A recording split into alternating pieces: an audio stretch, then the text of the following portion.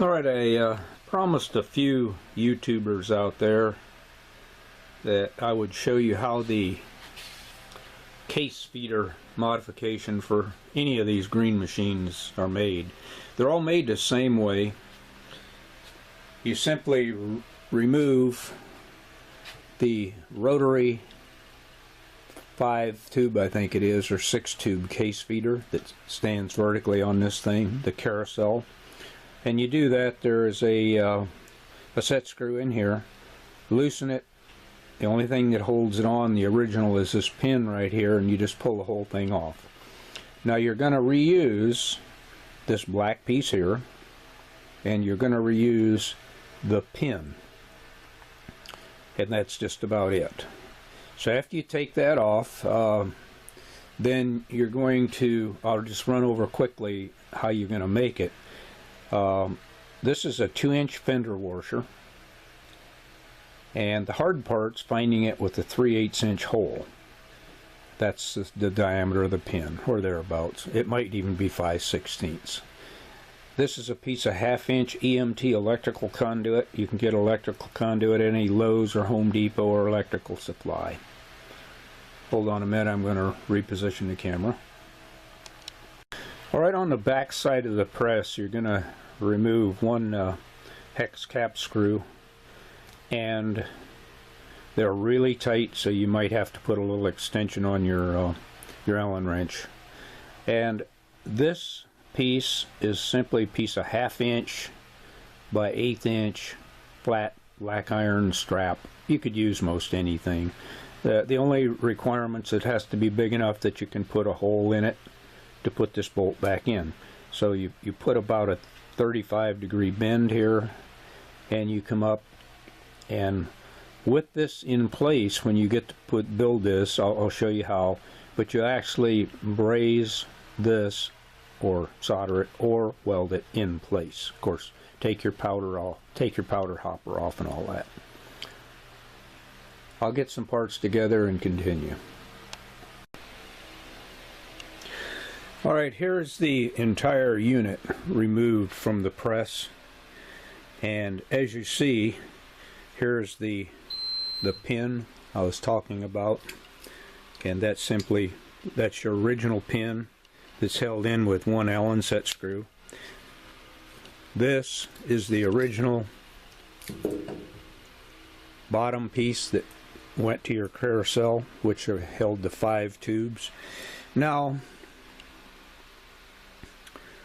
I like to, right now, this tube only goes in so far. It does not come all the way through. And it leaves quite a gap between, I mean, even on your regular tubes, it leaves quite a gap for the case to get through and an opportunity to hang up. So what I do is I ream this out to where it's the same size as this plastic. And then I push the plastic all the way down to the aluminum bracket on the press. So this tube goes all the way through the black part here, through the washer, through that plastic piece, and rests on top of this aluminum casting that feeds the cases.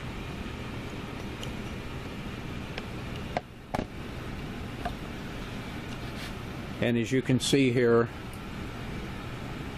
this is simply a fender washer that had a hole drilled through it the size of the OD of one of your original feed tubes. You can use any one of them, and braze that on, and here is the little bracket with the angle that bolts to the upright support column of the press. Actually, it's very easy to make, not much to it. Later. Alright, you may not be lucky enough to have a metal ladle like I do, but if you do, this is a 5-inch long piece. So it's 1/2-inch EMT by 5 inches long, and the length is not critical. If you make it too tall, it makes it pretty hard to get that plastic feed tube in and out.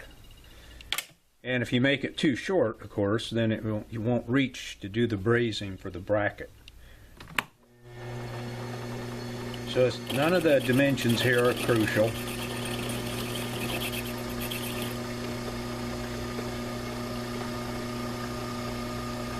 Simply face it off.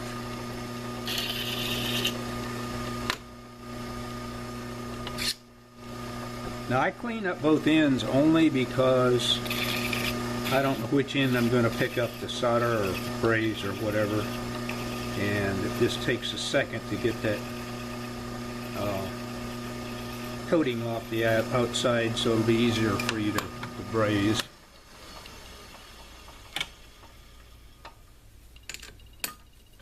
Turn it around.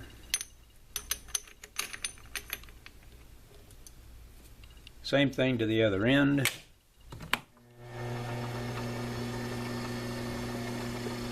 Just touch off, go in a few thousandths, face it off.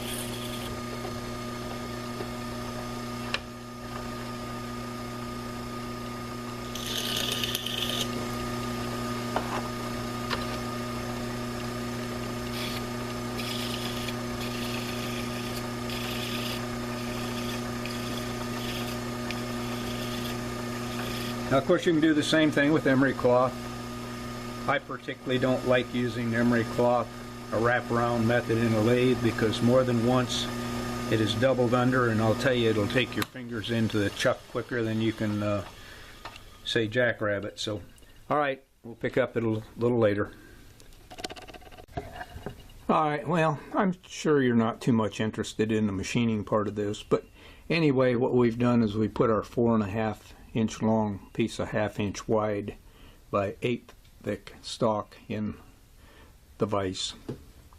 We've centered it, so now we're at 1/4 inch, 250 thousandths, and we're in probably a good 5/8 from the right hand side. And here's a piece that I've already drilled the hole in. So first of all, we're just going to drill a pilot.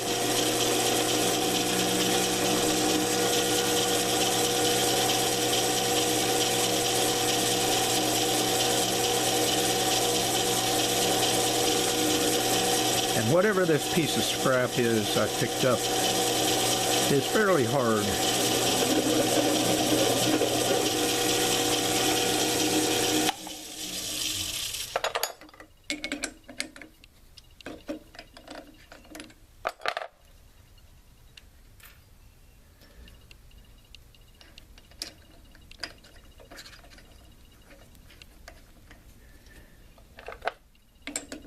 Then I go to 1 size under 1/4 because I don't like using my, what I call my user-friendly bits like 1/4, 3/8, 5/16, and 1/2. I always use one side or the other just so I can kind of equally wear out the set of bits.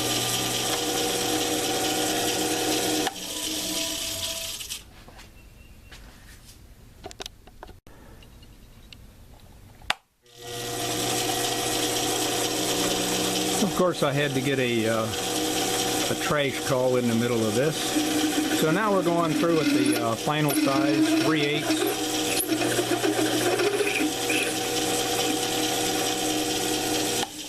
Which, by the way, when you're using 1/2 inch stock, doesn't leave a lot of meat.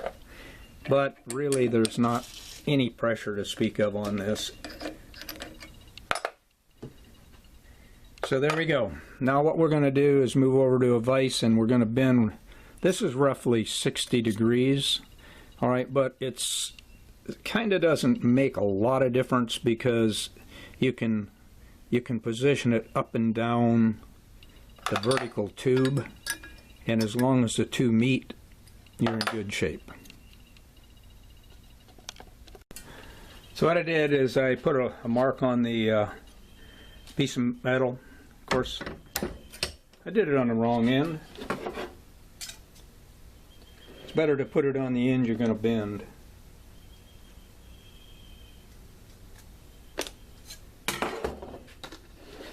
We'll just blame that on age. All right, and then we just, I don't have a brake.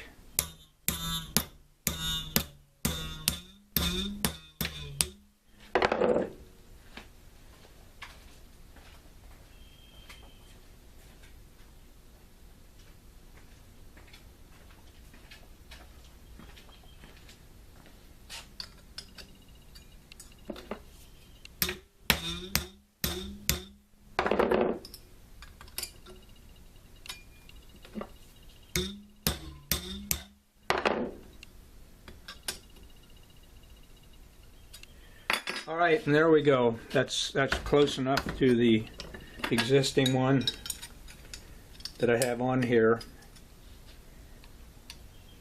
So we're in good shape.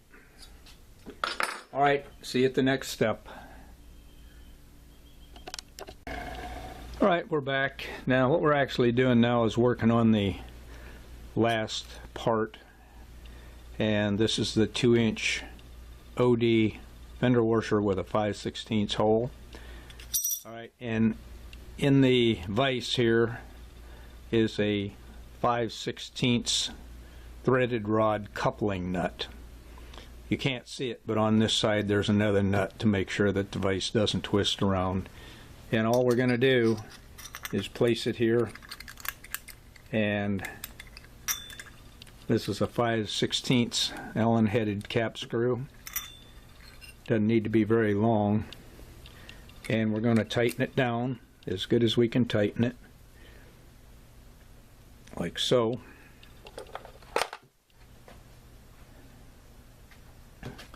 Then just to make sure nothing twists around, and I'm sure there's a lot better ways to do it, but I'm going to lock this in case something grabs. We're going to start out with just a center drill, but we'll end up with a 5/8 bit, which is actually pretty aggressive. So I'm going to move the camera around. Of course, this isn't rocket science. All we're going to do is drill a few holes. Hopefully I can keep my hands out of the way. And I'll give you how many thousandths from center you go in a minute.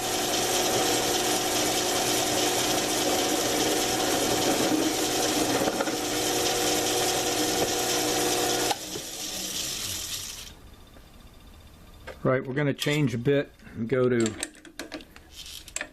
somewhere around quarter. I usually drill it one size undersize.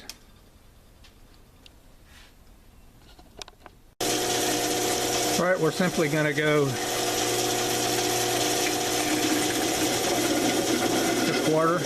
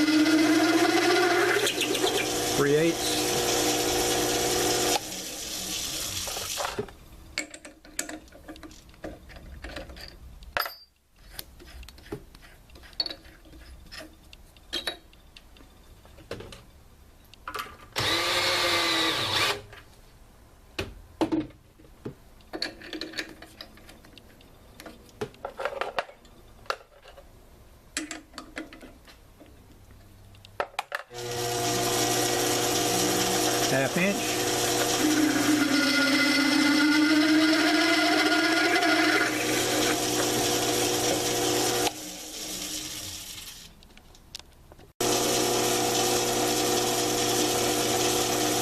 Five eighths.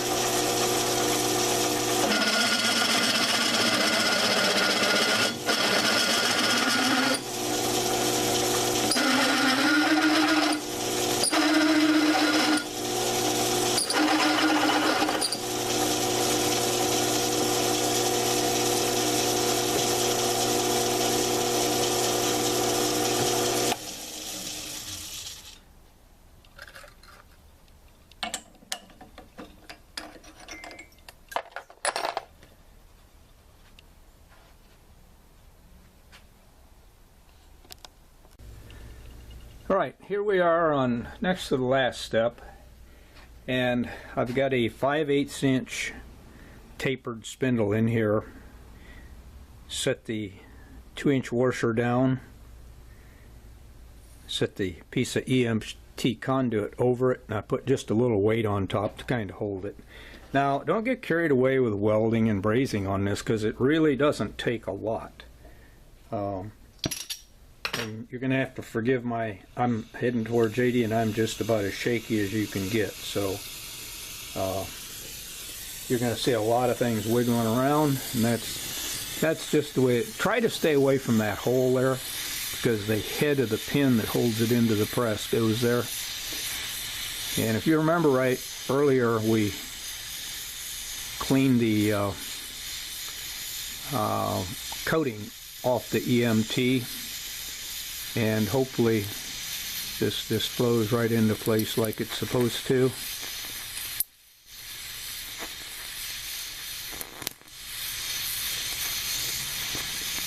And of course it's not.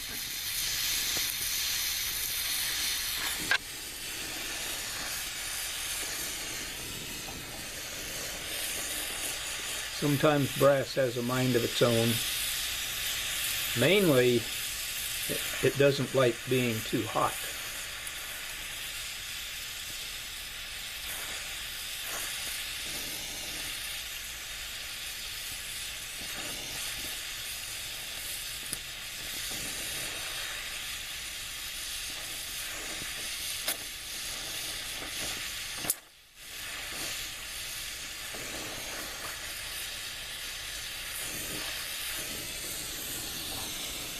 And we'll try this side again now that it's cooled down a little.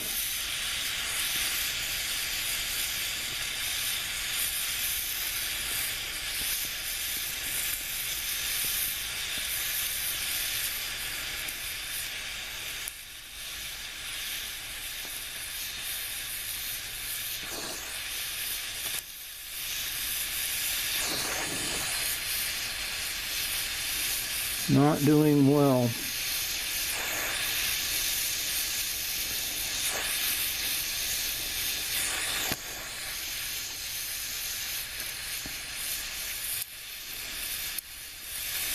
Oh well, this video wasn't about how good or how bad I machine or braze or anything else. It's about how the item's made.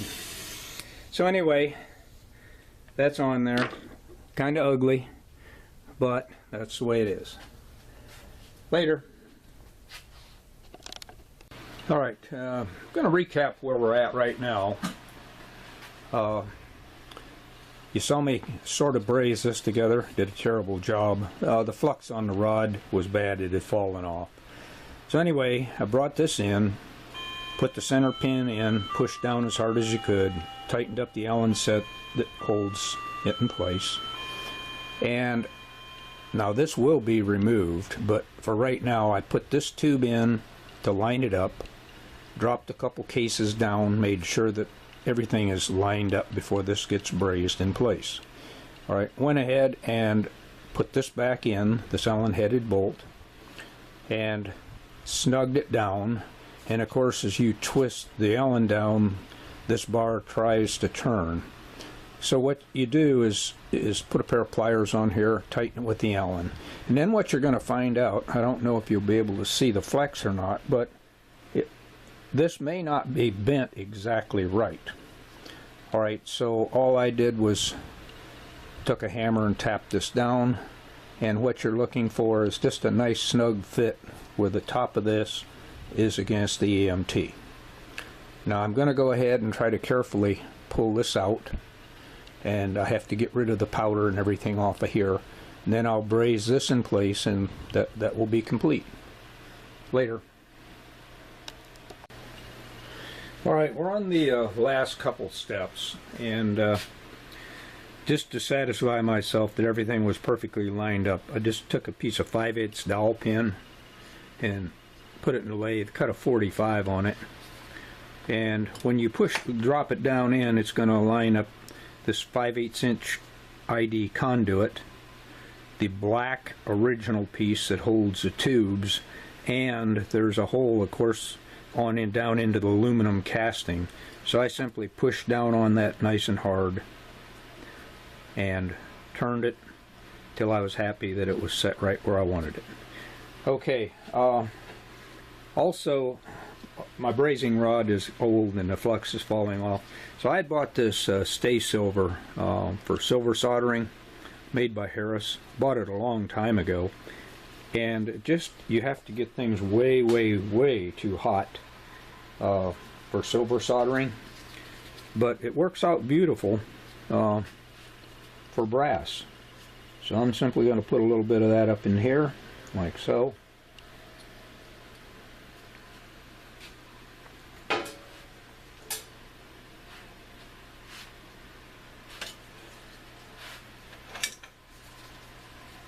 You notice that I've removed the powder hopper.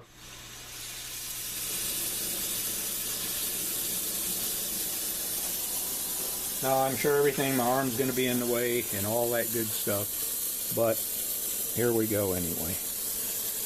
Let me zoom in just a little.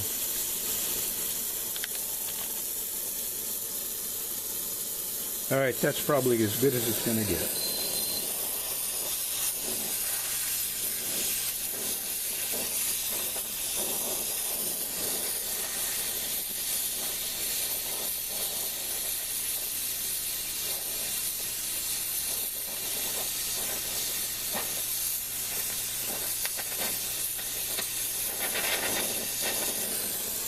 That's it.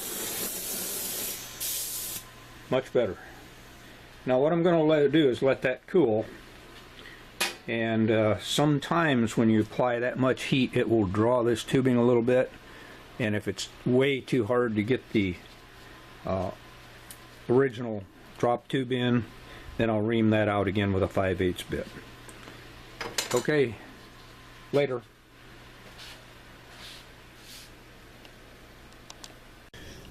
Alright, here's the finished products.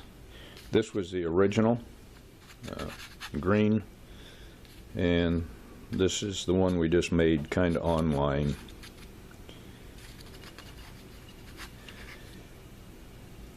Now I'm going to move the camera over to show you the dimensions, so you have something to, maybe you can take a snapshot of the video and have it. Alright, hopefully you can see this.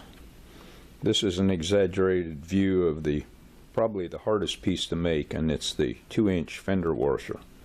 So the OD is 2 inches. The ID of this center hole is 5/16. The ID of the hole that the EMT conduit is brazed to is 5/8. Now, important part, between the center of the 5/16 hole and the center of the 5/8 hole is about 590 thousandths of an inch. This makes the vertical hole line up with the existing hole in the press. So that once again, that's 590 thousandths. Alright, we'll zoom in on that.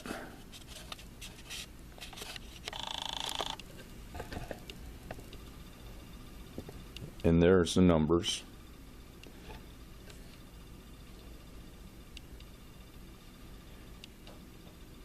Alright, now the next part is the piece of 1/2 inch EMT conduit.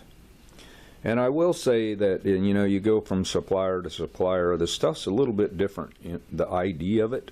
So I would suggest strongly taking your plastic case drop tube with you to Lowe's, Home Depot, or whatever your electrical supply is, and see how well it fits. Alright, anyway, that piece is 5 inches long, and you clean up both ends to aid in your brazing and etc. Alright, the last piece is a piece of 1/8 by 1/2 by 4.5 to make your bracket. Now the 1/2 inch can be, preferably it would be a little wider if you had 5/8, but I don't know, I seem to have a lot of scrap 1/2 inch wide stuff. Okay, make a 60-degree bend in the one end. Okay, before you do that, of course, drill the 3/8 hole that allows your Allen-headed cap screw to hold it to your press. Alright, then go ahead, and I put the hole in the vise, that end, so it doesn't get deformed when you make your bend. And the bend starts at about 5/8 to 3/4 from the outer end, so put a mark on it and then bend it. Okay, I hope all this helps you. If you have any questions, feel free to email me and I will respond.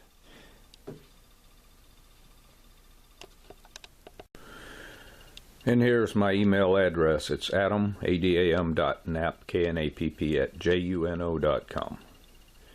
Thanks for watching. Have a great day. Alright, what we're making now is the fitting that attaches the shaker feed bowl on top of the case feeder, and it's made out of a 1/2-inch copper coupling. And if you can, you want to try to find one that has a circle cut in the middle that keeps the copper pipes from sliding too far in. Otherwise, you should be able to slide it halfway in from one end and half the other. Now, a lot of them today have just a little like a punch mark, and it does not work well. So anyway, if you can find the ones with the circle cut all the way around the center, it makes the ID a little smaller. So when you push this bowl on top of your plastic feed tube, it doesn't just come all the way through. Now, I've got this mounted in a collet chuck, and what I'm going to do is drill 4 holes around, and I use 440 flathead screws so they countersink into the bowl. And I mean, they don't have to be that accurate, but I've got the mill here, so I'll just go ahead and use it.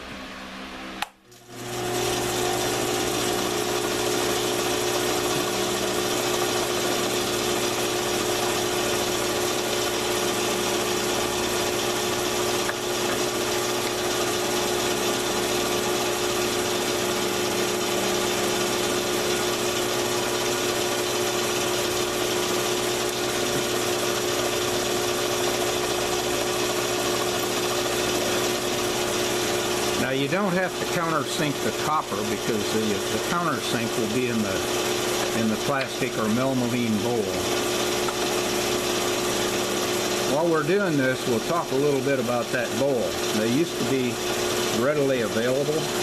Now they're getting kind of hard to find. And what you're really after is one that has a totally rounded bottom. And that's the inside of the bowl is round. So what you're going to find is a lot of them that have a quasi-flat bottom in them, and I found they do not feed nearly as well. Now, you can also go to a stainless, small 4-inch mixing bowl, and those are pretty much flat on the bottom. Okay, so now what we've got is we've got our 4 mount holes in, and now between those mount holes I'm going to slit it with a slitting saw. You can use a hacksaw, works just as well. So we're going to put 4 slits, and then we're going to bend those ears out like a flower petal.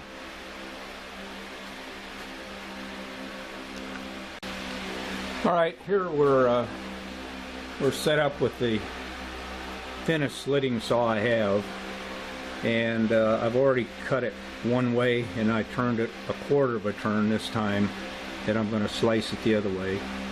Get as deep as you can towards the center line, of course, without hitting the vise or anything else.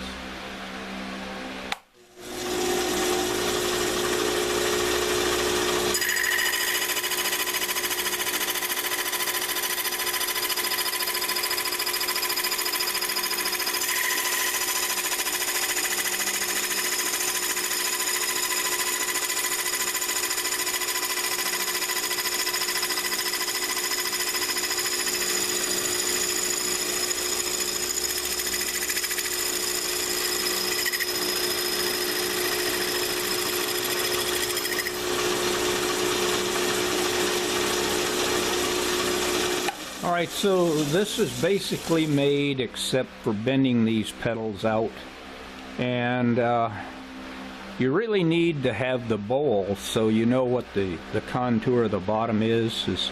You don't want to bend them out any flatter than you have to, because then when you put the bolts in you're going to have to pull it back in. Now I will tell you that bowl is going to be rough to find. I found a whole bunch of them that, you know, they will work, but they're not just exactly what I'm looking for. Okay, thank you. Alright, here's a bowl. I don't like it because it's not rounded all the way to the bottom. And these do not feed as well. But they're very hard to find. Also, I was asked about what size hole.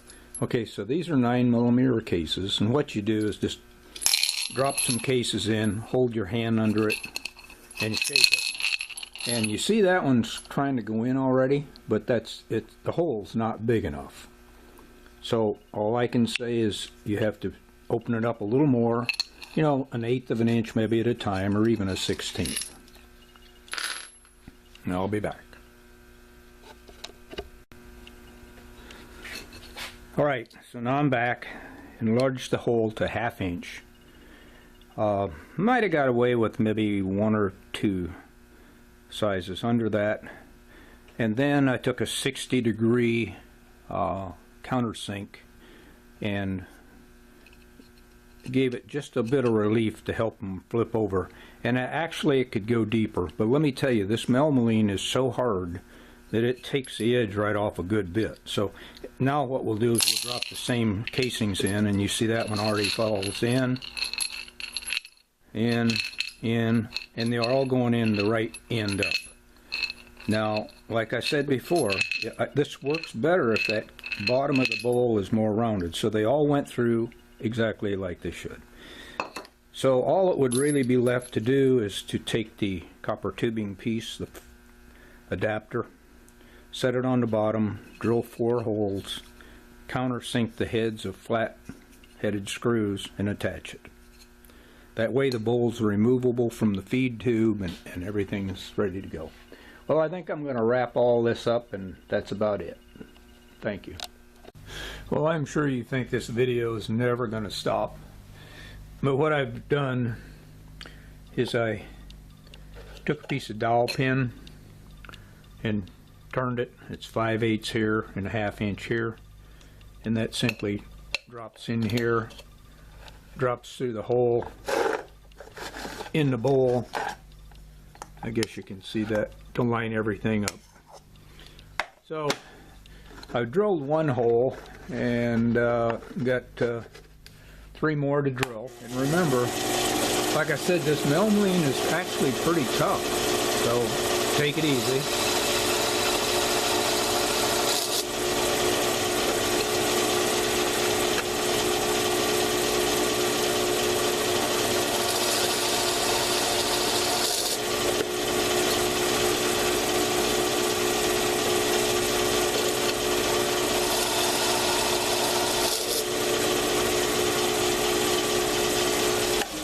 Okay, there we go. Now what's going to happen is, seeing that these holes probably are not exact, I'm going to mark with a white dot 1 spot on this brass piece, copper piece, and 1 on the bowl.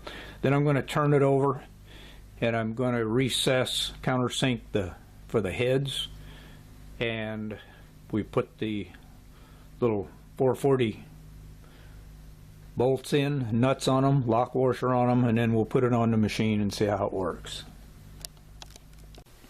Okay, here is a totally finished product. So this is the adapter, the tube, the bowl we worked on, the copper tubing fitting on the bottom, and simply take, you know, 1/2 dozen, put them in, flick it around,